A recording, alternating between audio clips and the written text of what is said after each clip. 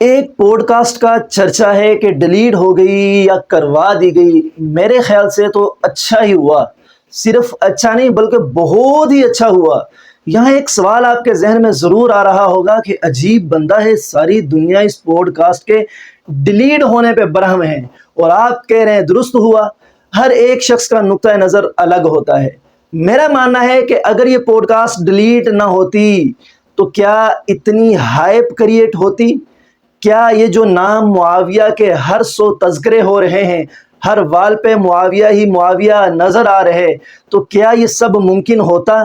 کیا لوگ کھوج لگاتے کہ آخر اس میں ایسا کیا تھا کہ ساری ویڈیو ڈیلیٹ کر دی گئی؟ یہ جو سنسنی خیز معاملہ ہوا ہے، یہ پھر بن سکتا؟ کبھی نہ بن سکتا۔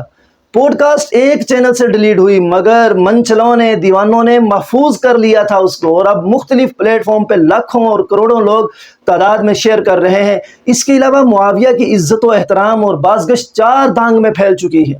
شاید چینل پہ رہتی تو ملینز تک واچ ٹائم آتا، مگر اب یہ چینل میں جائے گی، اتنے چینلز میں جائے گی تو تاریخی پوڈ کاسٹ بن جائے گی۔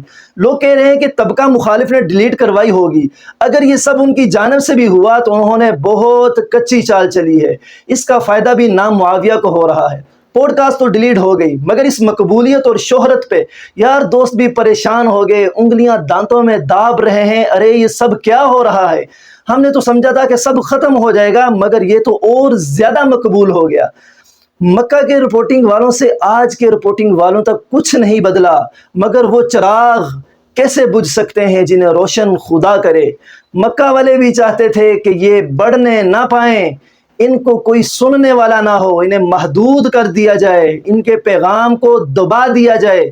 آج والوں کی بھی یہی چاہت ہے، ان کی نشریات بند ہوں، کوئی انہیں دیکھ نہ سکے، سن نہ پائے، انہیں بلیک لسٹ کر دیا جائے۔ مگر پیغام حق کہاں رک سکتا ہے؟ معاویہ کی گونج سے سوشل میڈیا گونج رہا ہے۔